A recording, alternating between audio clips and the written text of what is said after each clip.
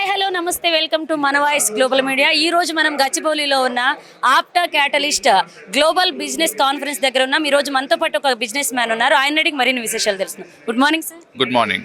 ఎక్కడి నుంచి వచ్చారు? మేము Moosapet like Cyber City Builders and Developers నుంచి వచ్చాను. అలాగే మీ కంపెనీని ఎప్పుడు స్థాపించారు? 2009 నుంచి స్టార్ట్ చేసాం. అంటే మీ company name? Cyber City Builders and Developers. Real estate. Real estate అలాగే కంపెనీ. ఒక రియల్ ఎస్టేట్ మనం స్థాపించినప్పుడు ఎన్నో అప్ అండ్ డౌన్స్ ఒడిదుడుకులు అనేవి ఉంటాయి. ఎలా ముందుకు వెళ్తున్నారు? జస్ట్ యూనిక్ విధాలు ఉంటాయి కదా, లైక్ ఎవరిని ఇప్పుడు అప్ అండ్ డౌన్స్ అంటే ప్రతి బిజినెస్లో ఉంటుంది. సో మా వాల్యూ ఏంది, మా యూనిక్నెస్ ఏంది, దాన్ని చూపించుకొని మనం వెళ్తాం. సో డిజైనర్ హోమ్స్ కానీ అట్లాంటివి. సో యూనిక్ ఇప్పుడున్న లైక్ కరెంట్ సెట్లో ఉంది, 2024లో ఉన్నాం. ఇప్పుడున్న జనరేషన్ ఎలా ఉంది, వీళ్ళకి ఏమి కావాలి, సో ఏ అడ్వాంటేజెస్ ఇస్తే ఎట్లా ఉంటుంది, దాన్ని బట్టి ఆ డిజైనర్ వేలోనే వెళ్తున్నాము. సో రీచ్ అవుతున్నాం అనమాట. ఏ ఇయర్ ఎట్లా వెళ్తుంది జనరేషన్ని బట్టి జనరేషన్ మోడల్ హౌస్ కడుతున్నాము, దాన్ని బట్టి మనం రీచ్ అవుతున్నాం అనమాట. మీ కంపెనీ స్థాపించి ఎన్ని ఇయర్స్ అవుతుంది? 15 more than 17 years అయింది. అంటే ఇప్పటి వరకు సక్సెస్కి మీరు కారణం ఎవరైనా ఉన్నారా?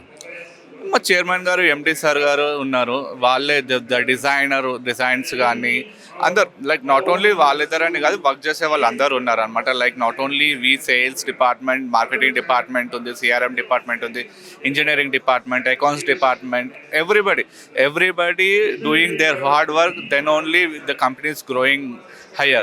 So within a span of 15 to 17 years we have been top 10లో ఉన్నాం ప్రస్తుతానికి.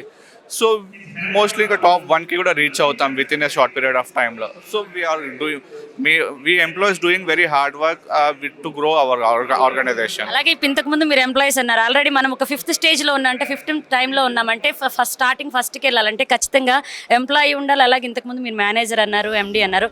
వీళ్ళందరూ సక్సెస్తో పాటు ఎంప్లాయీస్ గురించి మీరేం చెప్తారు? రిగార్డింగ్ మీన్స్ లైక్ ఎంప్లాయీస్ గురించి అంటే మీ కింద వర్క్ చేసే వాళ్ళ గురించి. మీరు ఒక మేనేజర్ ఉన్నారు, మీ కింద పైన మీ సిఇఓస్, ఎండీస్ వాళ్ళు ఉన్నారు. అలాగే వాళ్ళ సక్సెస్తో పాటు మన కింద వర్క్ చేసేటోళ్ళు కూడా ఉంటారు కదా, వాళ్ళ గురించి మీరేం చెప్తారు? Everybody is doing well. Management ఎలా ఉంటుందో దాన్ని బట్టి మేము నేర్చుకుంటాం. Management is very friendly with us. Management చాలా ఫ్రెండ్లీ ఉంటారు, మోటివేషన్స్ ఉంటాయి, చాలా ఇది ఉంటుంది అనమాట.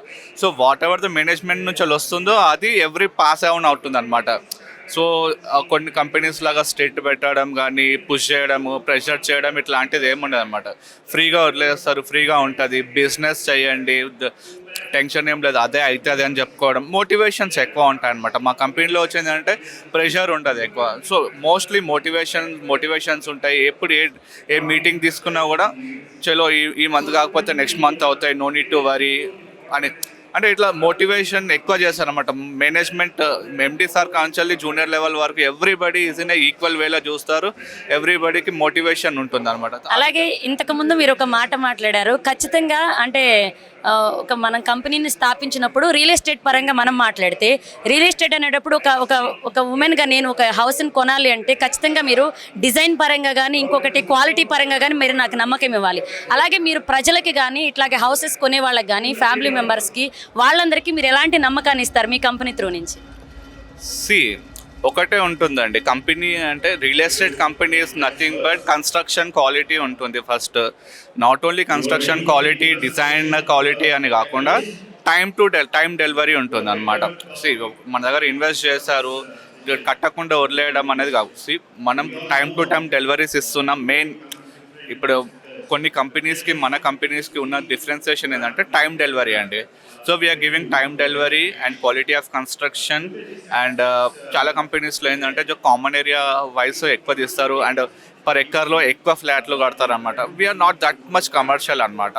సో లిమిటెడ్ హౌజెస్ పర్ ఎకర్కి, కొన్ని లైక్ లిమిటెడ్ హౌజెస్ అంటే డెన్సిటీ తక్కువ ఉండి ఎక్కువ ఓపెన్ స్పేస్ ఉండేలాగా మేము ఆ స్పేస్ చూసుకుంటున్నాము. అండ్ టైం మేము ఏదైతే టైం చెప్తున్నామో ఆ టైం లోపలనే మేము డెలివరీ ఇచ్చేలాగా చూస్తున్నాం.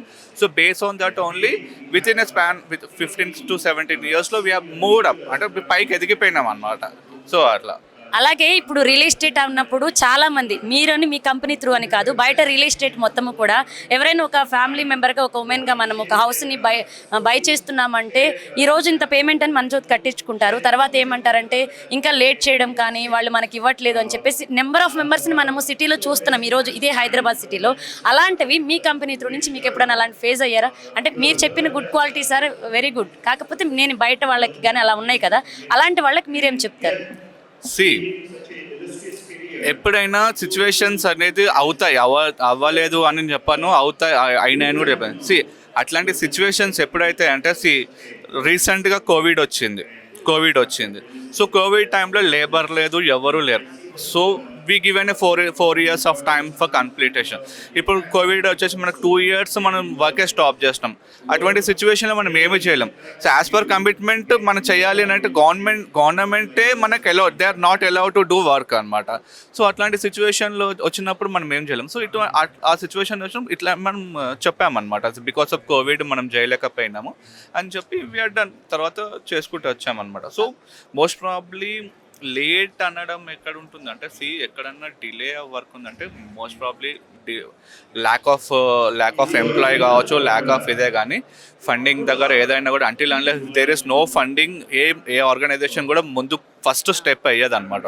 ఎవ్రీథింగ్ ఫండింగ్ ఉంటుంది, బట్ ల్యాక్ ఆఫ్ ఏదైనా గవర్నమెంట్స్ నుంచి వచ్చే పర్మిషన్స్ కానీ ఇట్లాంటివి ఏమైనా ఉంటేనే డిఫరెన్స్ ఉంటుంది, కానీ ఎవ్రీథింగ్ ఇస్ పాసిబుల్. ఫైనల్గా యాప్టా క్యాటలిస్ట్ గ్లోబల్ బిజినెస్ కాన్ఫరెన్స్కి మీ కంపెనీ వచ్చారు, దాని త్రూ మీరు కూడా వచ్చారు, మీ హ్యాపీనెస్ ఎలా పంచుకుంటారు?